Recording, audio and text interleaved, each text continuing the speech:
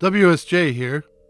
Because of the pandemic, I'm getting kicked out of my regular studio, so I won't be able to make any YouTube videos for a while.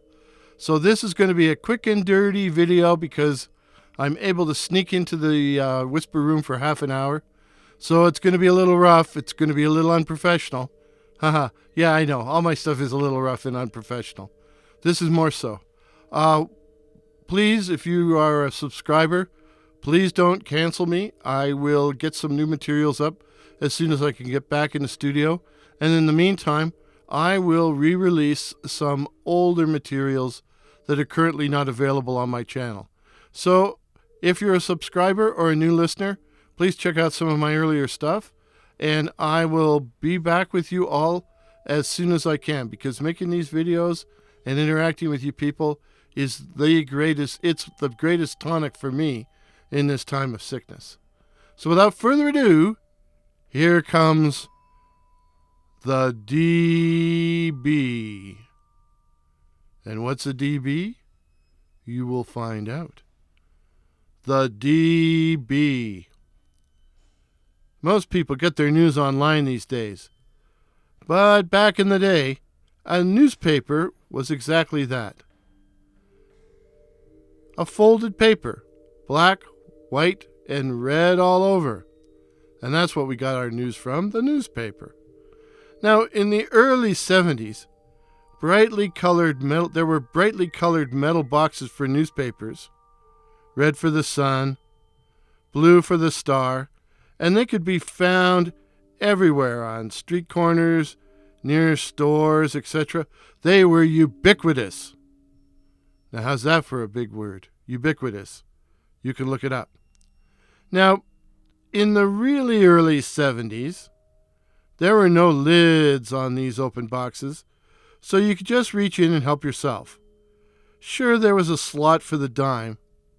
Yeah, in 1971, a newspaper cost a dime, which was the price of the newspaper back then, and a little sign which encouraged payment with the words, "Play fair with the operator." But a lot of people just helped themselves. Ed and Rolly never played fair and would turn up almost every night at Horny Tim's to drink coffee, read the papers, particularly the one they had nicknamed the Scandal Sheet. It was full of racy stuff. You know, pretty girl on page 3, that kind of stuff, and lots of crime news. And they especially liked the crime articles. Now, the early 70s was a golden or silver age of murder and mayhem. Manson, the Zodiac, Dean Kroll, Seattle Ted, Wayne Bowden. There were all kinds of bank robberies. Ed and Rolly would sit at the counter or at a corner table and pore over the articles amid a barrage of cynical laughter and rude remarks. Now, this is another sign of ancient times. A small sign hung behind the counter asking patrons to limit their stay to 20 minutes. Yeah, this wasn't the day before Wi-Fi. Be lucky to get some of those people out in 20 hours. Anyways, limit your stay for 20 minutes. And Ed and Rolly were masters at ordering a refill or another honey cruller every 20 minutes or so in order to keep the old bags behind the counter from throwing them out. And it worked most of the time. Most of the time. But one cold, crappy night in mid-March, it didn't work at all, which is how Ed and Rolly found themselves trudging down King Street in a light but chilling rain. Now, every town in Canada has a King Street and a Queen Street, too. This particular King Street ran along the shore of the lake and was separated from the road by a narrow strip of dirt and shingle. Rolly had his head down in a vain effort to hide from the rain, but Ed affected to wear an English-style Cambridge cap, and so was looking around, which is why he spotted it. Now, this particular stretch of lake wasn't far from Hamilton Harbor, where gangster Rocco Perry disappeared from Steeltown on April 23, 1944. And when he did, his body was supposedly dumped there in Hamilton Harbor, Lake Ontario. This was a case that fascinated them. A Canadian gangster being taken for a ride, and just like Chicago, and dumped in the lake wearing cement overshoes. And Rowley often joked that one of these nights, a DB's going to drift ashore. A DB, a dead body. And there was one there now, a great gray-white bulk on the shoreline and half in and half out of the water. There's a DB washed up, Ed said. Yeah, came the soggy and indifferent response. Look, Ed yelled, grabbing Rowley's arm. It was the corpse of a man, or what had once been a man. Stocky, middle-aged, but it was hard to be sure. Yeah, it was hard to be sure, because the corpse was bloated from decomposition, and it didn't smell too good, even on a cold night, even at a distance, even with a refreshing but chilly rain. You think he was murdered? Ed asked, but Rowley just shrugged. It's all the same to him now. Ed, should we call the cops? Rowley, I don't want to get involved. Ed, but it's our civic duty. In the end, they made a call from a phone booth on the Lakeshore Road. Now, in those days before 911 operators, the call was picked up by the desk sergeant. Ed covered his mouth with his handkerchief in an attempt to disguise his voice. Something like this. I'd like to report a dead body. I'd like to report a dead body, he said quietly. There was a pause. Then the sergeant barked, Is this a gag? Ed hadn't expected such a response, so he mumbled and stumbled through, no, there's a real dead body there, middle-aged man. Well, I think he's been murdered. Is this a gag? No, it's true. Yeah, honest, Ed concluded weakly as he hung up the phone. When Rowley wanted to know what the cop had said, Ed had to admit, I don't think he believed me. So Rowley tried, and when the sergeant tried to ask him if this was a gag, he was told, No, there's a body of a murder victim been washed up, and you don't want some rich old lady walking her dog to stumble over it, so you better come and pick it up. Now. And he slammed down the receiver. That's the way to talk to Jokeville's finest, he crowed. We'd better get out of here, Ed said. I don't want them to know it was us. Well, let's go back and watch the fun. Where the body is? Yeah. What if they see us? Hey, what if they do? We're just a pair of honest citizens out for a stroll during a rainstorm. So they returned to the scene of the crime, but the DB was gone. Ed was completely shocked and began sputtering. It's gone! It's gone! It must have floated off. But Rowley stayed phlegmatic. How's that for another good word? Phlegmatic. How could it have floated away? It's raining, but the lake is dead calm. Are we in the wrong place? Nah. We're in the right spot. Well, then where the hell is it? The dead can't walk, can they? Rowley didn't have a snappy answer to that. Instead, he shrugged and said, We'd better make ourselves scarce. They were halfway back to Lakeshore Road when they heard the first shot, followed by a volley of small arms fire. Now, sensible people run away at the sound of gunfire. But Ed and Rowley weren't sensible. They reached the Lakeshore Road, not far from the phone booth they'd used to report the DB. The night was hideous with sirens, and a block away, a patrol car, red light flashing, was pulled up half onto the sidewalk. One patrolman lay sprawled across the pavement. He looked dead. A second cop sat on his butt by the open door of the cruiser, his head in his hands as he babbled. A crowd from the nearby bars had gathered around, but Ed and Rolly were able to get close enough to hear him say, "It was all wet. It was all wet and glistening, and it was dead, but it was walking, and it got George. It got George. Bullets won't stop it. Bullet won't stop it. But it's dead. It's dead." Several cop cars plus the Black Maria converged on the scene, and the crowd was quickly dispersed. The patrolmen looked angry and frightened, and they had their guns in their hands, so no one argued, not even Rolly. They made the long walk away, heading west on Lakeshore Road, speculating, and truth be told, looking nervously around. "You don't honestly think it was the DB?" Ed kept saying over and over. And Rolly kept answering, "What else could it have been?" "Maybe we've all gone mad," he's chortled. "I've long suspected it." They parted at Kerr, and Ed began the long walk up to his apartment building. He went straight up Kerr, where it was fairly well lighted, and he was happy to have police cars pass him every block or two.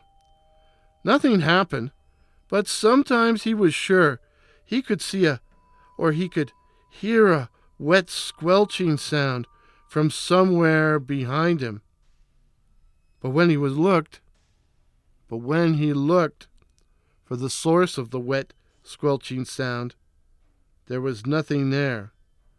Another time, Ed was engulfed by wafts of fetid stench, which made him think of the corpse and made him pick up his pace. Ed's mother worked the graveyard shift at Ford and was usually gone by the time he got home. Generally, he enjoyed having the place to himself, but tonight he would have liked to have found her home. It was not a night to be alone. Still, he felt a sense of relief and release, but relief first, primarily. He felt a sense of relief when he unlocked the front door of the apartment and stepped into the pitch-dark hallway. It was the smell which hit him, the smell of something dead, the corpse smell, here in the apartment.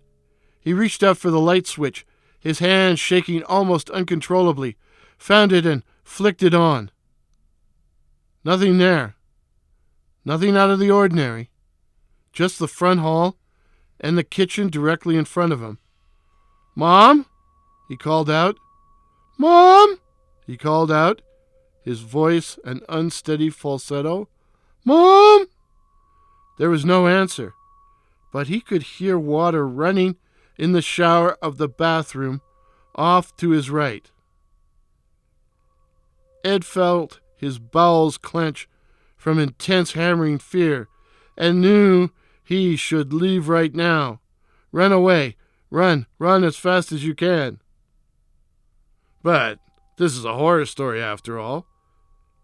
Besides, what if it was his mother in there and she was sick or something? So he walked like a zombie over to the bathroom door. "Mom!" "Mom," he called. No answer, just the sound of the shower hissing. Ed pushed open the door. The lights were out. Out? Quickly, he turned them on. The small bathroom was filled with steam, and it was very, very hot.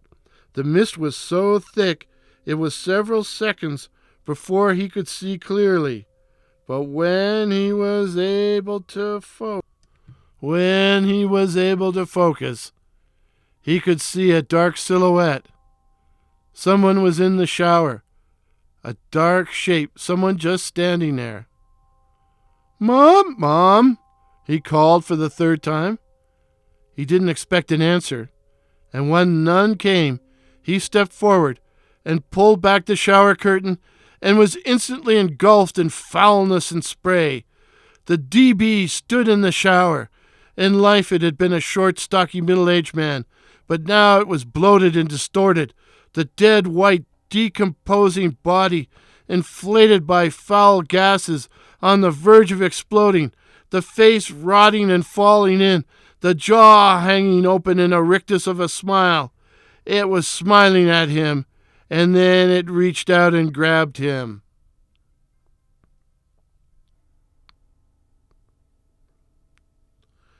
Ed woke to find himself in the shower, his clothes soaking wet. Oh, hope that's not the virus. Ed woke to find himself in the shower, his clothes soaking wet. Pools and puddles of water were all over the apartment, the kitchen, the living room, the bedrooms, and the whole place smelled like shit. He stripped butt naked and cleaned up everything as best he could before falling into bed. He was sick for a week, with a high fever, the chills, and recurring nightmares of something in the shower. When he finally made it back to school, the first thing he did was find Rolly. The DB was in our apartment. The what? The DB. The dead body. Huh? You know, the dead body we found on the shore along King Street there. The one that got up and walked and attacked the cops. I don't know what you're talking about, Rolly said, looking at him like he was nuts. Rolly had no memory of the incident, although he conceded it was a good story. And when he checked, Ed found no mention of anything unusual in the local news rag, and certainly no mention of any cops being attacked or murdered.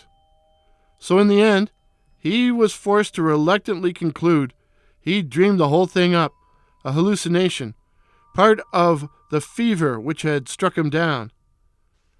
But Ed had changed. He stayed home nights, avoided the lake as much as possible, and he avoided Rolly too.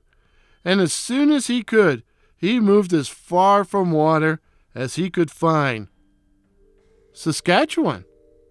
And as the years went past, the fear left him, and he forgot about the DB, and was even able to look at water with equanimity. You certainly learn a lot of great words from this, although I don't think I pronounced that one correctly. Equanimity. Ed was an old man now, and one sunny afternoon in early spring, he sat down to rest on a park bench overlooking Lake Wascana and the Legislative Building in Regina, and promptly fell asleep. But he dreamed he was in a small bathroom filled with steam and very, very hot. There was someone in the shower, a dark shape, someone just standing there, and he pulled back the curtain. It may have been the smell, the sickening odor of decomposition which woke him up. But when he shudderingly opened his eyes, the DB was sitting next to him, its mouth open in a rictus of a smile, as it whispered, "Remember me."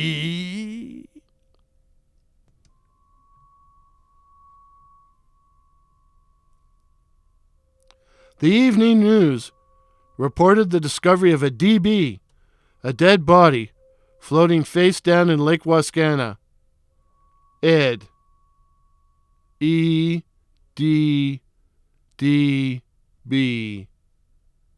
The end. WSJ here. Well, this was my quick and dirty attempt to do a YouTube video recording in about 20 minutes without editing, so it's just a quick and dirty job. But I wanted to get one final video out before I get kicked out of my regular YouTube studio where I make these videos. I don't know for how long I will be away from the studio, but if you've subscribed, please hang in there with me. I'll get back and start producing some new material as soon as I'm able. And if you haven't, please check out some of my earlier videos. As well, I've had a number of videos that I've removed from the channel over time. And as time goes along, I will be re-releasing some of them for your viewing pleasure. once or twice a week. So I wish you all well. Stay healthy out there. Stay hungry. If you feed a cold, you starve a fever. And let's all stay well, stay subscribed, and I will see you as soon as this crisis is over. God bless you all, and take care.